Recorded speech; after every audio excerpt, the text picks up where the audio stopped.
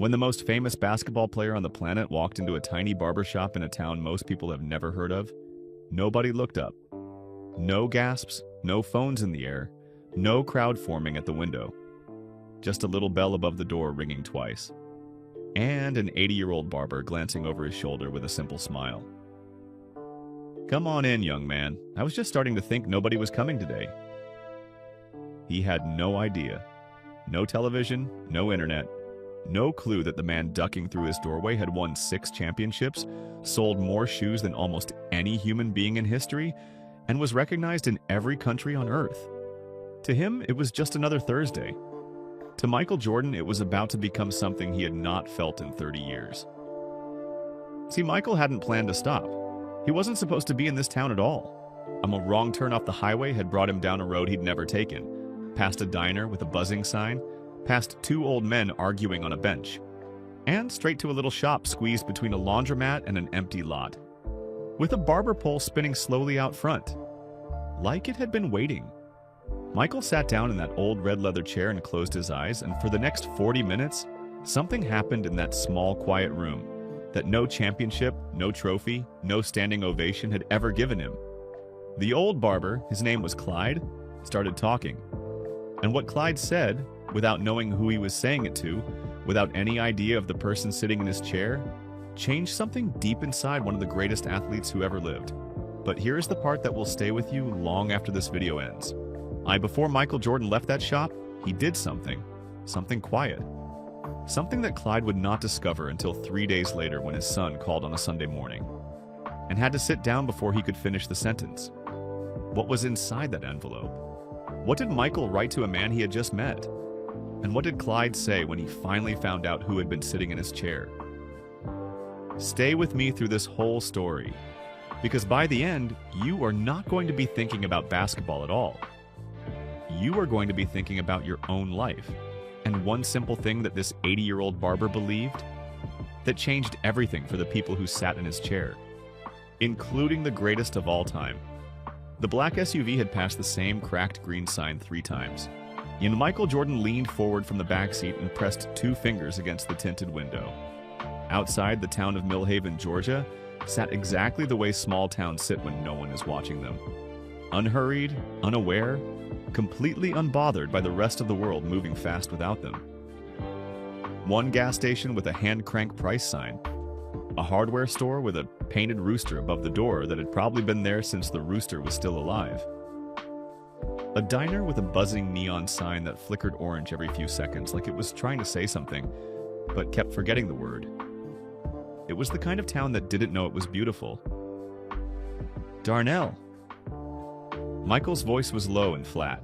Not angry, just certain. "Where are we?" Darnell Cooper gripped the steering wheel a little tighter and adjusted his cap with one finger. Well, he had been driving for Michael for 6 years. He was excellent at his job. He was also, at this particular moment, completely lost. "Sir," Darnell said carefully, "I believe we are not where we planned to be." Michael almost smiled. Almost. They had left Atlanta that morning, headed for a private golf retreat outside Savannah. No handlers, no security detail, no cameras, no noise. Just open road and Georgia pine trees and the kind of silence that Michael could only find when no one knew he was coming. He needed those days more than people understood. Days when he was just a man in a car going somewhere quiet. But somewhere outside Macon, Darnell had taken a wrong turn. Then another. And now, Savannah was 2 hours in the wrong direction, and Michael's neck was itching like fire. He pressed his fingers along the back of his hairline and felt it. That soft, uneven fuzz that had crept below where it should be. 3 weeks of neglect. It made him feel unfinished, off balance. It had made him feel that way since he was 12 years old, sitting in his father's car outside a shop in Wilmington, while James Jordan said, "A man who can't take care of the small things won't take care of the big ones either." He had never forgotten it. He looked out the window, and that was when he saw it, tucked between a laundromat and a weedy, empty lot, as if the town had simply forgotten it was there. A small wooden sign, hand-painted red and white, a barber pole spinning slowly beside a glass door, lazy and steady in the Georgia heat, like it had been spinning since before either of them was born. Clyde's Cuts, EST, or 1968. "Pull over," Michael said. Darnell looked at the building, then at the mirror. "Sir, I can find somewhere." "Pull over, Darnell." The SUV eased to the curb. Michael was already reaching for the door handle. He stepped out onto the cracked sidewalk and breathed in warm air that smelled like cut grass and whatever the diner was frying 2 doors down. 2 old men on a bench outside the laundromat talked loudly over each other about something that seemed enormously important to both of them and to no one else on earth. Neither one looked up. Michael pulled his black cap low, tucked his hands into his hoodie pocket, and pushed open the door to Clyde's Cuts. A small bell above the door rang twice. Light and clean, like a polite announcement. The shop smelled like talcum powder and warm wood and something else that took a second to place. Like something older and gentler. The smell of a place that had been cared for a long time. There was one chair, one long mirror with a thin brass frame, old photographs covering nearly every inch of the wall, a small radio in the corner breathing out something slow and jazz blue, and standing behind the single barber chair, holding a pair of scissors with the ease of a man who had held them every day of his adult life, was the oldest man Michael Jordan had ever seen. The old man looked up. His eyes were steady and warm, and they held no recognition whatsoever. He smiled. The way a person smiles at a stranger they have already, in the first half second, decided to like. "Come on in, young man," he said, his voice low and unhurried as the town outside. "I was just starting to think nobody was coming today." Michael stepped inside.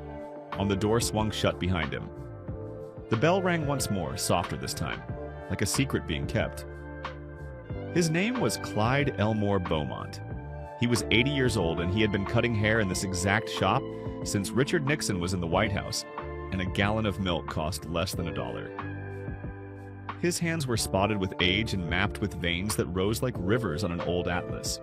But they were steady, remarkable, almost unnaturally steady. The kind of steady that didn't come from youth, but from something deeper. From repetition made into devotion. His back curved forward now, bent by 52 years of leaning over chairs, of tilting and angling and studying. But the moment he stepped behind that red leather seat, something in him changed. Something straightened. His shoulders settled back. His chin lifted just slightly. His eyes sharpened. This was his kingdom. Small, yes. 1 room, 1 chair, 1 mirror. The walls the color of old cream. The floor worn pale where 1,000 feet had stood waiting. But his, completely, entirely, peacefully his. Clyde had never owned a television. He had owned the same radio since 1971, a brown Panasonic with a silver dial and a crack along the back that he had taped over with electrical tape so many years ago the tape had turned the color of rust. He listened to jazz in the mornings, gospel on Sundays, and the weather forecast every evening before he locked the door and walked the 4 blocks home. He did not follow sports, did not follow politics much, did not follow celebrity news or entertainment, or any of the loud, rushing current of the outside world. He said once to his son Raymond, and who had laughed and then realized he wasn't joking, that the world came to him through the people in his chair, and that was plenty. That was more than plenty. That was everything a man needed to know about the human condition, right there in a 6-foot swivel seat with red leather armrests. His wife Odessa had passed 7 years ago. Her photograph sat on the shelf above the register. Not a formal portrait, just a snapshot from a Sunday afternoon. Her laughing at something off camera, her hand raised to shield her eyes from the sun. Clyde said good morning to it every day when he unlocked the shop and good night every time he left. His son Raymond lived in Portland now and called every Sunday without fail. His granddaughter Tanya had just started her first year at the University of Georgia, studying nursing, and she sent him photographs of the campus on his flip phone that he showed to every single customer whether they asked or not. He had a cat named Biscuit who knocked things off shelves on purpose and felt no remorse. That was Clyde Beaumont's whole world. And he loved every single corner of it. When the tall man in the black cap ducked through his doorway, Clyde did what he always did first. He looked at the hairline. Not the face, not the clothes, not the size of the man or the quiet weight he seemed to carry in his shoulders, like something he had long stopped noticing. The hairline. It was speaking to him already. Sit down, Clyde said, one hand resting easy on the top of the red leather chair. The same chair his father had shipped from Birmingham in 1955. At the same chair that had held farmers and teachers and soldiers and boys on their way to becoming men. Let me get a proper look at you. The tall man sat down. The old chair let out a long, low groan. The sound of something substantial settling into it, the way a great old house sighs when the right person finally walks through the door. The tall man set his cap on his knee. Clyde stepped slowly around to the front and leaned in. Not invasively, just professionally, the way a craftsman inspects the thing he is about to work on. He studied the hairline from the left, from the right. He tilted his head. Clyde said. That bad? The man asked. Clyde straightened up and looked at him directly in the mirror for the first time. Not bad, he said. Just talking. Talking. Hair talks. Clyde walked back around to the side, opening his top drawer for his comb with the ease of a man who could do it blind. Every head I've ever worked on had something to say before I touched it. Yours is saying it's been left on its own too long. He glanced up. How many weeks? The tall man paused, just a half beat, the way people do when a stranger is more accurate than expected. 3, he said. Clyde clicked his tongue softly. Not in judgment, just in acknowledgement. The way a doctor says, meaning, yes, I see it, and we will fix it. 3 weeks, Clyde repeated, picking up his comb and running it once through the air like a conductor testing a baton. What do you do for a living, young man? That keeps you away from a barber that long? The tall man looked at his own hands in his lap for just a second. Business, he said. Different kinds. Clyde nodded, as if this were a complete and satisfying answer. He had heard 1,000 versions of it. He fastened the cape around the man's neck, black with a thin white pinstripe, the nicest one in the drawer, the one he saved without quite meaning to for the people who somehow seemed to need it most. He picked up his comb, and as the Georgia afternoon poured gold through the front window, and the radio exhaled something soft and unhurried from the corner, Clyde Beaumont began to work. His hands moved the way river water moves over smooth stones, with total confidence and no hurry at all. Michael Jordan closed his eyes. He could not remember the last time he had done that in a room full of someone else's presence and felt safe doing it.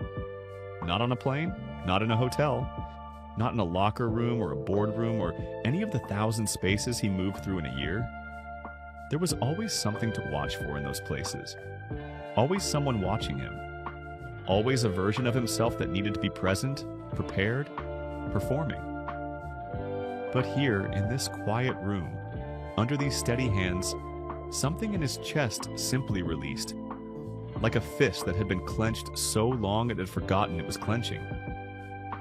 There is something about a barbershop that no spa, no luxury suite, no private retreat has ever been able to replicate, and Michael had been to all of them. It is not the leather of the chair or the cool silver of the instruments or even the skill of the hands working somewhere above your head. It is the permission, the wordless, unconditional permission to sit completely still and be taken care of without explaining yourself, without earning it, without being anybody at all. Clyde combed slowly, parting and smoothing with the patience of someone who understood that rushing a thing ruins it. He worked from the crown outward, reading the hair the way a careful man reads a letter. Not skimming, but actually reading, catching every word. He hummed intermittently along with the radio. Not the whole melody, just fragments of it, the emotional parts, the places where the music felt something true. Like he and the song had an understanding. 2 minutes passed in comfortable silence. Then Clyde said, easy as breathing, "You from Georgia?" "No," Michael said without opening his eyes. North Carolina. None originally? North Carolina. Clyde let the words sit in the warm air for a moment. Good state. Red clay and good people mostly. I had a cousin outside Wilmington once, Wilhelmina. We called her Willie. Stubborn as a gate in wet weather. He chuckled privately at something. You ever spend time in Wilmington? A pause. Small. Almost nothing. But Clyde felt it through the comb the way a fisherman feels a line go tight. Some, Michael said. His voice had shifted, just barely the way a radio shifts when you've almost found the station. I grew up not far from there. Hard things sometimes, Clyde said, reaching for his scissors. Going back to where you grew up. Yeah, Michael said quietly. It is. He didn't offer more, he didn't need to. Because the extraordinary thing about Clyde Beaumont was not that he asked the right questions. And it was that he knew, with the instinct of a man who had listened carefully to people for 50 years, exactly when to stop asking and simply let the silence do the heavier work. He snipped, checked, snipped again. The scissors made a sound like a whisper that meant something. My daddy cut hair too, Clyde said after a while. His voice dropped a note. Not in sadness, but in the particular tenderness reserved for things you have loved long enough that they've grown inside you. Right here. This chair. He got it in 1955, shipped all the way from a shop in Birmingham that was closing down. Sat in our front field wrapped in canvas for nearly a month. He paused. My mama thought it was the most foolish purchase a man had ever made in the history of purchases. Michael almost smiled, but she let him keep it. Clyde's hand slowed for exactly one breath. He looked at the tall man in the mirror, at the closed eyes, at the hands resting open and loose on the armrest now, at the face that had let something go. She let him keep it, Clyde said warmly. Every stubborn, foolish, beautiful inch of it. He went back to his work. The afternoon light stretched itself longer across the wooden floor. The radio turned over into something slower and even more tender. Outside on the bench, the two old men had either resolved their argument or simply grown too tired of it because the sidewalk had gone quiet. Michael Jordan opened his eyes. He looked at himself in the mirror. Fully, the way you almost never do. Not checking, not adjusting, just looking. He did not see a brand. Yo did not see a legacy or a mythology or the particular weight of being the most recognized athlete who had ever lived. He saw a man in a chair. A man getting a haircut on a Thursday afternoon in a town he had never heard of. Being tended to by someone who had never heard of him. Something pressed up behind his eyes, sudden and uninvited. He blinked it back. But it had been there. It had absolutely been there. Michael steadied himself the way he always had. Quietly, internally, with no outward sign. A skill he had developed so young and practiced so long that most people who knew him would have sworn he didn't feel things the way other people did. That he was made of something harder. Something that didn't press up behind the eyes in a barbershop, in a town with a population of maybe 800 people. They would have been wrong. He redirected his gaze to the wall.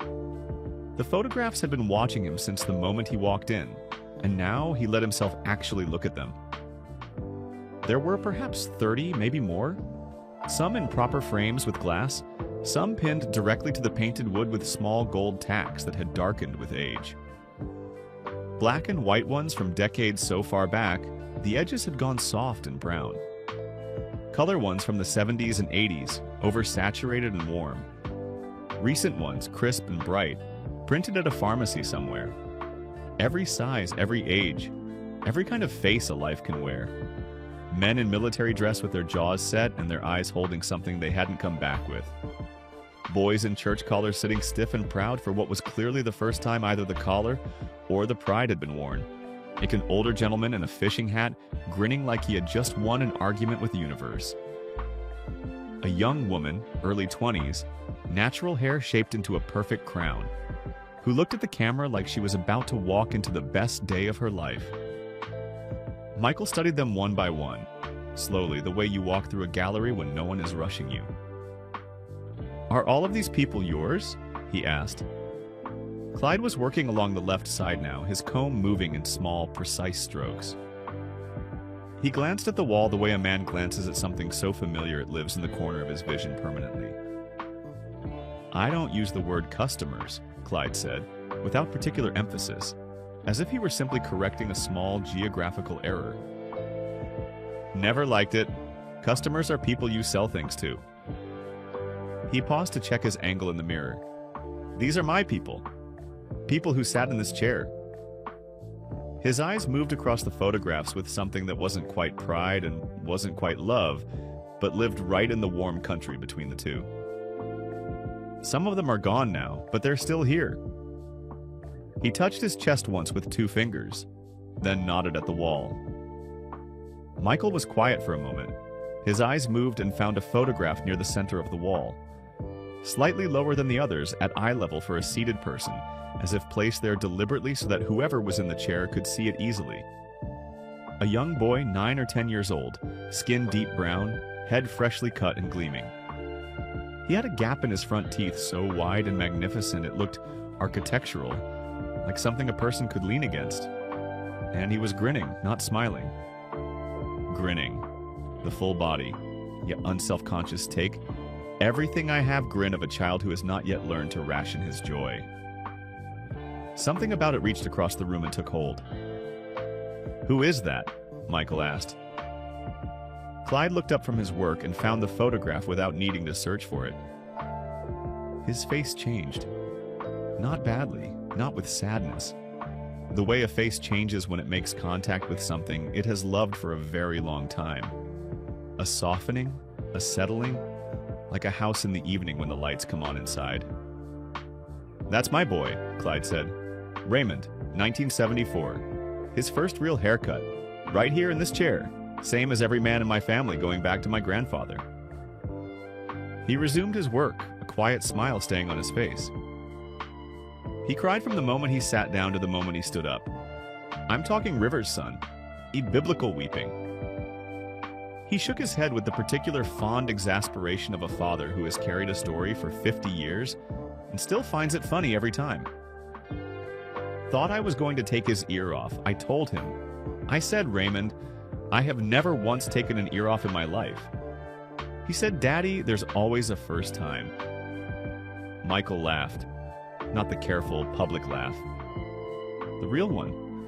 The one that came from somewhere lower, unexpected, that surprised even him with how easily it arrived. "He was dramatic then," Clyde continued. "Still is.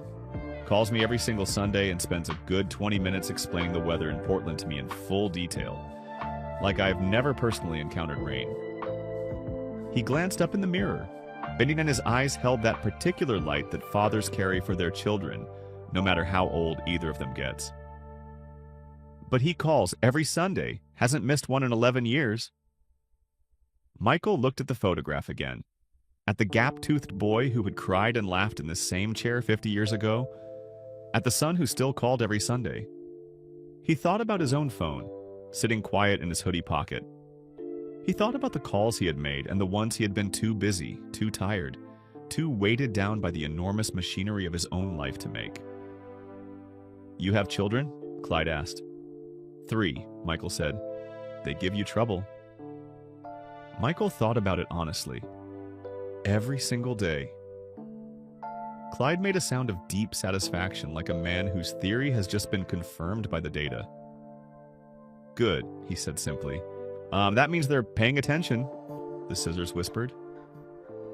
The radio turned a corner into something that sounded like late afternoon feels, and Michael Jordan sat very still in the red leather chair, looking at a photograph of a gap-toothed boy who had cried through his first haircut 50 years ago, feeling the strange and specific ache of a man who is somewhere he didn't plan to be and is beginning to understand that this was exactly where he was supposed to go. Clyde set down his scissors. He picked up the small trimmer from the shelf, clicked it on with his thumb, and the gentle hum filled the shop like a second radio. He checked the guard once, the way a surgeon checks an instrument. Not out of doubt, but out of respect for the work. Then he said, "Can I tell you something?" It wasn't really a question, and it was the way certain people who have earned the right through the years of careful listening, announce that something true is about to be said, and they want you to be ready for it. "Go ahead," Michael said. Clyde took a slow breath. 41 years ago, he began, his voice dropping into the unhurried register of a man who knows a good story doesn't need to be rushed. It was February, cold enough for Georgia to feel it, which means it wasn't that cold, but everyone acted like it was the end of days. He moved the trimmer in a clean, slow arc along the hairline. A young man came through that door, 22 years old. Name was Darius. He paused. Not for effect. Just letting the name settle into the room, the way names do when they belong to someone real. He sat down right where you're sitting, and he was shaking. Not from the cold. Clyde's eyes stayed on his work, steady and precise. From the inside. The kind of shaking that doesn't show much on the outside, but you can feel it when you put a comb to a man's head. The scalp tells you things the face won't. Michael said nothing. He was listening the way he had listened as a boy in a barbershop in Wilmington, completely, quietly, storing every word somewhere permanent. The textile mill outside town had shut down the night before, Clyde continued. No warning. Just a notice on the door and 200 men standing in the parking lot at 6 in the morning with nowhere to go. He clicked the trimmer off briefly, checked his line, clicked it back on. Darius had been there 3 years. His wife Loretta was 7 months pregnant with their first child. Rent was 60 days behind. And he had a job interview the very next morning. Only lead he had, for a foreman position at a warehouse in Macon. The trimmer hummed. He came in here, Clyde said, because the interview was the only thing standing between his family and a very hard road. And the only thing he could afford that day, and the only thing, was a haircut. Michael's jaw tightened slightly. He knew something about wanting to control the one thing you still could when everything else was moving without you. So I sat him down, Clyde said, and I cut his hair, and we talked. The way you talk in here, the way people talk when they're not performing for anybody. He told me about Loretta, about the baby coming, about how scared he was of failing them both. Clyde paused, and his voice, when it returned, was quieter, more deliberate, eyeing each word chosen and placed carefully like stones across a river. And when I finished, when I took the cape off and he stood up and looked at himself in that mirror, he looked like a different man. Not because of the haircut, but because for 40 minutes, somebody had sat still and listened to every word he said without looking at the clock once. The trimmer went quiet. Clyde set it on the shelf. He reached for the straight razor, bone handle worn smooth, and opened it with the practiced ease of a man for whom this motion was as natural as breathing. I said to him before he walked out that door, Darius, you go in there tomorrow morning, looking like what you want to become, not what you are afraid of being. He drew the razor in one clean, certain stroke along the edge of the hairline. He got the job? Michael asked. His voice was low, almost careful. Clyde smiled. Slow from one side first, the way sunrise works. He got the job. He wiped the razor on a clean white cloth. You want to know what Darius does today? Michael looked at him in the mirror. He runs a manufacturing company, Clyde said. Employs somewhere around 300 people, last I heard. Has 5 grandchildren. Comes back to see me every single year around February. Never misses it, doesn't matter what's on his calendar. Sits right there in that chair, and we talk, just like we talked the first time. He gestured toward the wall. Michael found him immediately. A man in his 60s, broad-shouldered, silver at his temples, wearing a sharp collar open at the throat. His smile was wide and deeply lived in, and his eyes held the particular warmth of someone who had once stood at the edge of something terrible and had been pulled back by something small and true. Clyde folded the razor closed. He set it gently on the shelf. And then he said, not loudly, not with any weight or theater, just plainly, the way the most important things are almost always said. It was never the haircut that changed his life. Anybody could have cut his hair that day. He picked up the soft brush and began to move it in slow sweeps across Michael's shoulders. What changed his life, Clyde said, was that somebody sat still long enough to see him. The words entered the room quietly, and then they filled it. Michael Jordan did not move, did not speak, did not blink for what felt like a very long time. He was thinking about every room he had ever walked into and felt 1,000 eyes find him simultaneously.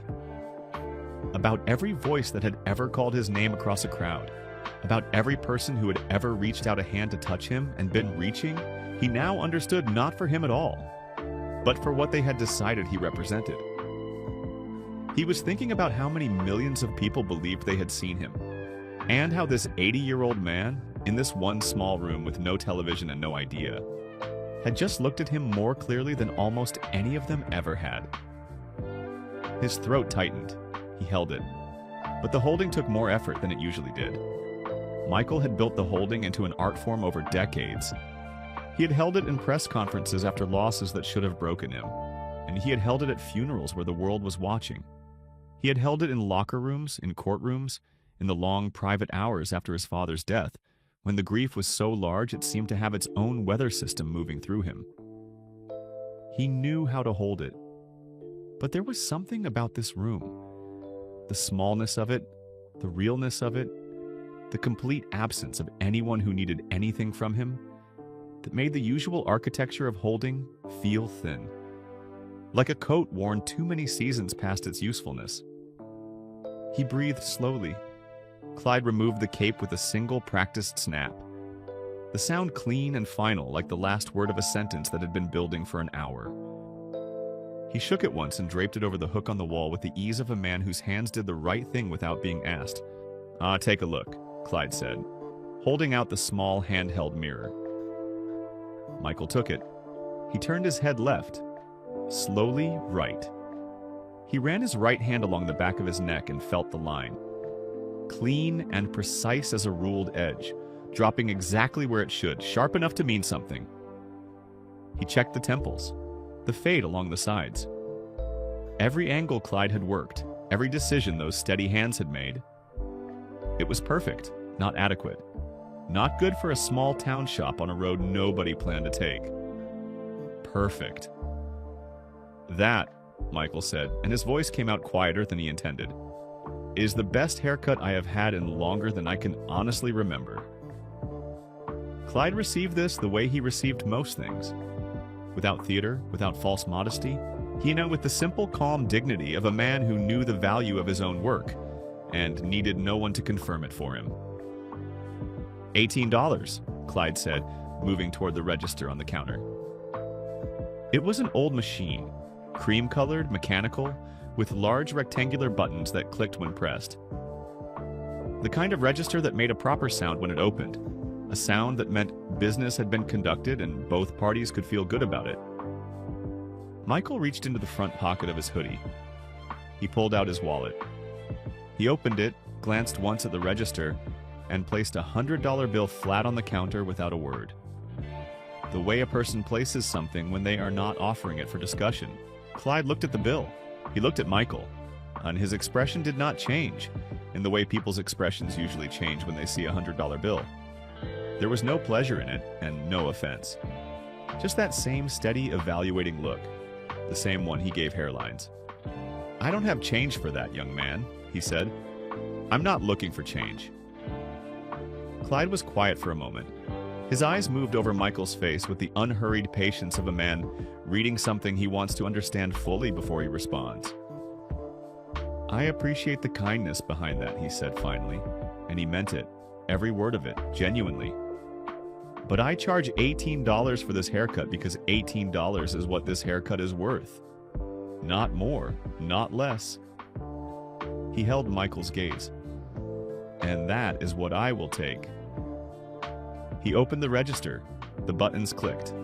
He counted out the correct change, every dollar, every coin, and held it across the counter in his open palm. Michael stared at the change. Then he looked at the hand holding it. The spotted, mapped, steady, remarkable hand of a man who had spent 80 years doing exactly what he believed in, at exactly the rate he believed it deserved. He took the change, He stood for a moment with it sitting in his large palm, the coins and the folded bills light as almost nothing, and he felt something move through him that he could not immediately name. It took him until he was almost at the door to find the word for it. The word was dignity, not his own, what he had just witnessed. Michael stood at the door with his hand resting on the frame and looked back at the shop one final time. The way a person looks back at a place they already know they will carry with them. The photographs on the wall, the radio exhaling its soft and faithful music. The red leather chair sitting empty now, patient as it had always been, waiting for the next person who needed a stop.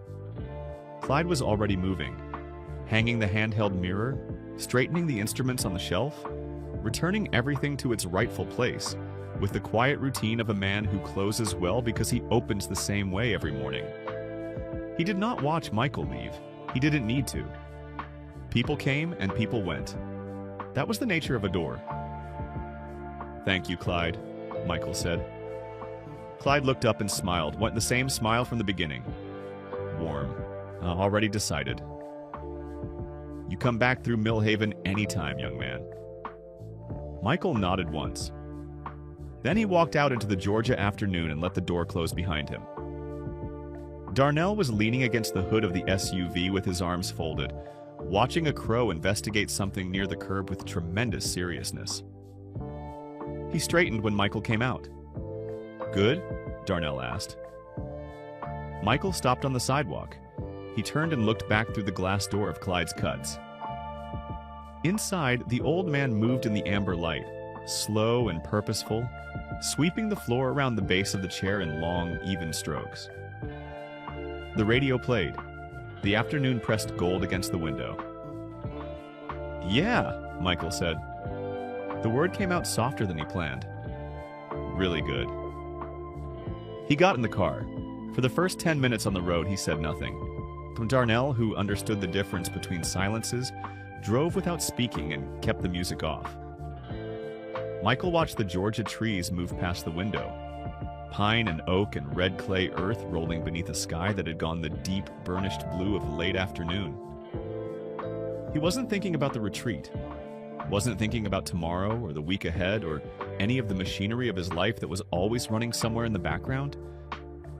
He was thinking about Darius, about a 22-year-old man shaking in a barber's chair in February with a pregnant wife, and 60 days of unpaid rent and one job interview standing between his family and a very hard road.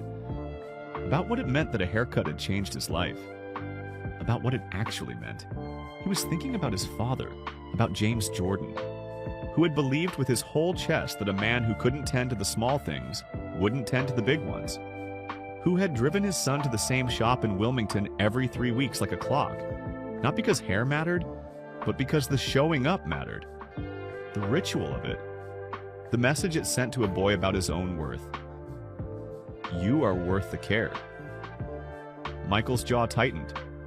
Then quietly he said, "Darnell, pull over." Darnell eased onto the shoulder without a question.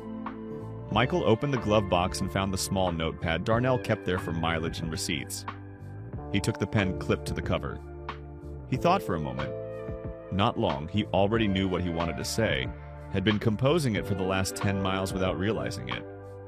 And then he wrote, quickly but deliberately, under the way he had signed his name 1,000,000 times, but not like that at all. When he finished, he folded the paper twice and slid it into one of the plain white envelopes Darnell kept beside the notepad. He sealed it. He held it for a moment in both hands. Then he looked up. "Go back," he said. Darnell glanced in the mirror. "Sir?" "Back to the barbershop." Michael's voice was even, certain. "Just for a minute." Darnell pulled back onto the road and turned the car around without another word. He had driven for Michael long enough to know that when the voice went that quiet and that certain, the decision had already been made somewhere deeper than conversation could reach. They pulled up in front of Clyde's Cuts 2 minutes later. Michael got out alone. He walked to the door and eased it open. Just enough. Just a crack, so that the bell above would not ring. Inside, Clyde stood with his back turned, still sweeping, still humming, completely unhurried, and completely unaware. Michael reached through the gap and set the envelope silently on the counter beside the register, next to the photograph of Odessa laughing in the Sunday sun. He pulled the door closed. He walked back to the car. He did not look back this time. "Okay," he said, settling into his seat. "Let's go." The SUV pulled away from the curb. The barber pole kept spinning, lazy and steady in the last of the Georgia light, like it had been spinning since before either of them was born, and like it intended very much to keep on. 3 days passed. In Millhaven, Georgia, they passed the way days always passed. Unhurried, unannounced. It's with the particular slowness of a place that had made its peace with time long ago. The diner served eggs and biscuits at 6 in the morning. The hardware store opened at 7. The two old men resumed their bench outside the laundromat and picked up their argument exactly where they had left it, as if the night had been nothing more than a brief intermission. And every morning, Clyde Beaumont unlocked the door to his shop, said good morning to Odessa's photograph, turned on the brown Panasonic radio, and began his day. He had not opened the envelope. Not because he hadn't noticed it. He had found it the evening Michael left. Sitting beside the register, plain and white and unsealed with intent, his name written across the front in handwriting that was direct and unadorned, the handwriting of someone who had never needed to make themselves look like more than they were. He had picked it up, turned it over once. Then he had set it on the shelf beneath Odessa's photograph and left it there. He wasn't sure why entirely. Something about it felt like it needed to wait. Like opening it before he was ready would be like cutting into something before it had properly set. So he left it. And on Sunday morning, Clyde was sitting at his kitchen table with a bowl of oatmeal and the radio on low when his phone rang. Raymond, 8:47, same as always. "Morning, son," Clyde said. "Morning, Dad." Raymond's voice was different. Not wrong. Raymond's voice was never wrong on Sunday mornings. It was always warm and familiar as an old quilt, but different, tighter. Like a man holding something carefully because it was fragile. "You sleep all right?" Clyde asked, stirring his oatmeal. "Dad." Raymond stopped, started again. "Did someone come into your shop on Thursday? Tall man, black cap, plain hoodie?" Clyde set his spoon down. "A few people came Thursday," he said. "But yes, young man passing through. Said he was in business of some kind." "Michael," he said, "from North Carolina." Clyde paused, thinking back. Good head of hair under all that neglect. Tried to tip me $82. I gave him his change back. He picked his spoon up again. "Why do you ask?" Raymond was quiet for a moment that lasted several seconds longer than a moment should. "Dad," he said slowly, as if he were explaining something to someone he loved and was unsure they were going to believe him. Do you know who that was?" "He didn't give me his last name." "Dad." Raymond's voice climbed slightly. "That was Michael Jordan." Clyde looked at his oatmeal. Biscuit jumped onto the table from nowhere, and the way cats do, as if gravity were merely a suggestion, and sat directly in the bowl. Clyde moved the cat aside patiently. "Michael Jordan," he repeated, testing the name like a word in a language he didn't speak. "The basketball player, Dad. The most famous athlete on the planet. 6 championships, the logo, the shoes. Everyone on Earth is wearing his shoes. He was on the news every single day for 20 years. I don't watch the news." "Dad, I know you don't watch the news. Or basketball." "Dad." Raymond's voice cracked somewhere between laughter and complete disbelief. "He is the greatest basketball player who has ever lived. He sat in your chair. He got a haircut. And there's apparently an envelope at your shop right now with his name on it that I need you to open immediately." Clyde looked out the kitchen window. The oak tree was doing something quiet in the morning light. A bird landed on the fence, considered its options, and left. He thought about the tall man with his eyes closed and his hands resting open and loose on the armrests. About the way he had listened to the story of Darius without shifting once. about how he had taken his exact change back with the careful hands of a man receiving something he understood the full value of. About the way he had said thank you at the door. Not the way famous people said it, with the warm efficiency of someone moving through a line. But like he meant the specific 2 words in the specific order, down to the specific person. Clyde was quiet for a long moment. Then he said, Raymond's voice went up an entire floor. Dad, that is genuinely all you have to say right now? I'm thinking, Raymond, Clyde said with great dignity. About what? Clyde looked once more at the oak tree, at the morning light moving through it in long, slow pieces. He thought about a man who had closed his eyes the moment the comb touched his head. And then Clyde Beaumont, 80 years old, the finest barber in Millhaven, Georgia, smiled the way a person smiles when the world has just confirmed something they already quietly knew. I hope his edges hold, he said. Raymond laughed so hard that Clyde had to move the phone away from his ear. When it subsided, gradually in waves the way real laughter subsides, Raymond's voice came back softer, was still warm, but carrying something underneath it now. Something that had been waiting behind the laughter for a quieter moment to come forward. Dad, he said, go open the envelope. Clyde sat with the phone against his shoulder for a moment.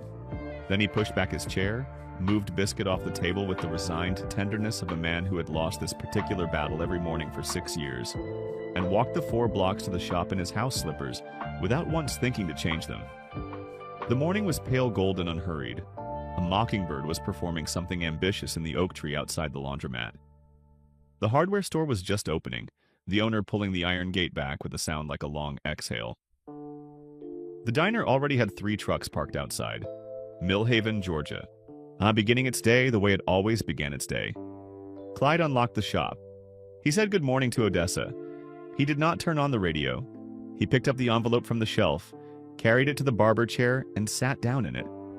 Not behind it, but in it. The way a customer sits. The way all those people in the photographs had sat. He settled into the red leather and felt it hold him the way it had always held people. And he looked at his own face in the long mirror across from him. An 80-year-old man in house slippers holding a plain white envelope. He opened it. Inside were 2 things. The first was a folded card, cream-colored, heavy stock, with a phone number and a series of account details written in the same direct, unadorned handwriting as his name on the front. Below the numbers hung a single line explained what the account contained and what it was for. Clyde read it once. Then he read it again. He set it carefully on his knee. He understood what it meant. He understood it fully and without confusion. And he held it with the stillness of a man who had learned over 80 years that the correct response to something enormous was not an enormous reaction, but a very quiet one.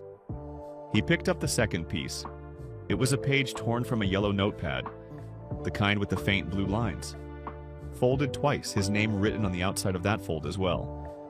As if Michael had wanted to make sure at every layer that this was meant for him specifically, that there was no chance of it going to anyone else.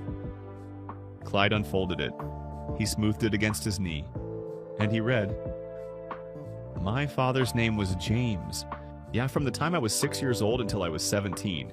He took me to get my hair cut every 3 weeks without fail. Same shop, same barber. He believed, completely without any doubt, that how a man presents himself to the world tells the world how that man sees himself. He died in 1993. He was taken from a highway in North Carolina by people who didn't understand what they were taking. I have not sat in a barbershop that felt like his since. Not in 30 years, not once. Until Thursday. I want to say something plainly because you strike me as a man who prefers plain things. I walked into your shop because my hairline needed work. I walked out carrying something I did not walk in with and did not know I was missing. You told me about Darius, about a man shaking in a chair in February with everything on the line. You know, and how you sat still and listened to every word and told him to walk in looking like what he wanted to become. I have been looked at by more people than I will ever be able to count. Stadiums, cameras, billboards, Millions of people who believed that seeing the number on my jersey meant they had seen me. You had no number, no jersey, no idea. And you saw me more clearly in 40 minutes than most people have in 40 years. I don't know if you fully understand what you do in that shop. I think perhaps you do. The way you talk, the way you listen, the way your hands work like they are doing something sacred rather than something ordinary. I think you have always known, but I needed to say it to you directly from me so that you would have it in writing from someone whose hairline you have now personally saved. Please keep your shop open. Please keep sitting people down and listening to them until they remember who they are. Please keep telling them to look like what they want to become. The world is very loud right now. It needs more Clydes. Michael. Clyde read it once. He read it a second time, slower. Then he folded it along its original creases, carefully, precisely the way he folded everything, and held it in both hands in his lap. The shop was completely quiet around him. No radio, no scissors, no soft hum of the trimmer. Just the pale morning light coming through the front window and falling in a long stripe across the wooden floor, moving slowly toward the chair the way it did every morning, finding him the way it always found him. His hand pressed flat against his knee. His eyes were very bright. Yet he was thinking about James Jordan, who had driven his son to a barbershop in Wilmington every 3 weeks for 11 years, so that a boy would grow up knowing, in his body, in his bones, in the place where the truest things are stored, that he was worth the care. He was thinking about Darius shaking in February. He was thinking about his own father, who had said, "Clyde, you are not cutting hair. You are taking care of people." Who had believed this so completely that he had shipped a barber chair from Birmingham, wrapped in canvas just to have the right vessel for the doing of it? He was thinking about Odessa, who had laughed at that chair and then spent 40 years watching it hold the whole neighborhood. He was thinking about Raymond, who called every Sunday. And he was thinking about a tall man in a black cap who had walked through his door on a Thursday afternoon by accident and sat down and closed his eyes and let himself, just for 40 minutes in a town he had never heard of, simply be a person in a chair. Clyde Beaumont pressed 2 fingers against his chest, right where the important things lived. Then he stood up. He went to the shelf and turned on the brown Panasonic radio. The jazz came on immediately, easy and faithful, as if it had been waiting just behind the silence all morning. He picked up his broom. And Clyde Beaumont, 80 years old, the finest barber in Millhaven, Georgia, keeper of photographs and teller of true things, the man who had seen Michael Jordan without knowing he was seeing him, began to sweep, slow and steady, the way he did everything, the way he had always done everything, the way he intended to keep doing everything for as long as his legs would carry him to this door. 6 months later, a crew came to Millhaven. They arrived on a Tuesday morning in 2 white vans, quiet, professional, carrying equipment and materials in a work order that had been arranged through 3 layers of careful instruction, all leading back to a phone number that belonged to a man in Chicago who worked for a man whose name appeared nowhere on the paperwork. They repainted the sign first, the same red and white, the same lettering, not modernized, not redesigned, restored exactly as it was, the way you restore something you understand the value of. They fixed the barber pole so it turned without the slight hitch it had developed sometime around 2019 that Clyde had learned to stop noticing. Yet they replaced 3 boards in the floor that had groaned for years beneath the weight of 1,000 customers. 1,000 people who had stood waiting their turn. They put new fixtures in the ceiling that gave the same quality of light as the old ones, warm and unhurried, the kind of light that made a room feel like it had been expecting you. They refinished the red leather chair, not replaced it, not retired it to some storage room where old things go when people mistake age for uselessness. They cleaned it and conditioned it and treated every inch of it with the attention it deserved. The chair that had come from Birmingham, wrapped in canvas in 1955, that had held farmers and soldiers and frightened young men and gap-toothed boys and a 6-time champion who needed 40 minutes of being nobody. And they brought it back to something close to what it had been the day it arrived. Before they left, they hung one new frame on the wall. Small, simple, dark wood, clean glass. Clyde had provided the photograph himself, printed at the pharmacy the same way he printed all of them. It showed a man sitting in the red leather chair with his eyes closed and his hands resting open and loose on the armrests. His cap was on the counter beside him. His face was completely still and not blank, but settled. The way a face looks when it has put something down that it has been carrying for a very long time. You could not see who he was. That was the point. Clyde had taken it with his old camera in the last quiet minute before the man opened his eyes. Something had told him, not a voice, just a knowing, the kind that lives below thought. To remember this. To hold it the way the wall held all the others. He had developed it at the pharmacy on Friday. He had framed it himself on Saturday. He had put it in the center of the wall on Sunday, right after Raymond called. Now people noticed it. They always did. Something about it pulled the eye, the way certain images do when they contain more than they show. Visitors to the shop would stand in front of it and tilt their heads. "Who's that?" they would ask.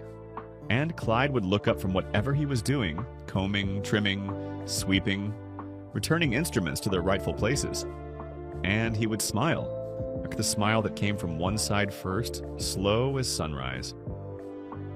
"Somebody who needed a haircut," he would say, and he would go back to his work. The red leather chair still groans when something substantial settles into it. The radio still breathes its faithful jazz from the corner. The photographs still watch from the wall with the patient, warm attention of people who have nowhere else to be. And in a town called Millhaven, Georgia, between a laundromat and an empty lot on a road most people only find by accident, there is still a barber pole spinning outside a small shop with a hand-painted sign. It turns lazy and steady in whatever weather comes, as if it has made an agreement with time that the rest of the world was not invited to. If you go there on a weekday, not too early, not too late, you will find an old man inside waiting, and he will set down whatever he is doing when the bell above the door rings twice. He will look at you the way he looks at everyone who comes through that door, with eyes that have already decided to like you, that are already looking for the thing you need. He will fasten a cape around your neck. He will pick up his comb. He will not ask who you are. He will simply begin. And somewhere in the steady, unhurried movement of those remarkable hands, in the warm amber light, in the soft music from the corner, in the 40 minutes of being truly, quietly, completely seen, you will put something down. Something you have been carrying so long you forgot it had weight. And you will walk out into whatever afternoon is waiting for you feeling, for reasons you may not be able to immediately explain to anyone, like exactly what you want to become. Before you go, drop a comment right now and tell me where you are listening from. I want to see every city, every country, every small town on this planet represented down below. You never know, someone from your exact corner of the world might be reading your comment right now. And if this story moved you even a little, if it reminded you that kindness lives in the smallest places, that being truly seen by one person can change everything, that the most important rooms in the world are sometimes the quietest ones, then please hit that like button right now. It takes 1 second and it tells the world that stories like this one matter. Subscribe to this channel so you never miss a story like this again. Every single video we put out is built on one belief, that there is still so much goodness out there worth talking about, now worth sharing, worth passing on to the next person who needs it today. We are trying to spread kindness one story at a time. And every subscriber, every like, every share is another Clyde. Somebody sitting still long enough to make sure the good stuff keeps going. Now click on the video appearing on your screen right now. Your next story is already waiting, and it is a good one.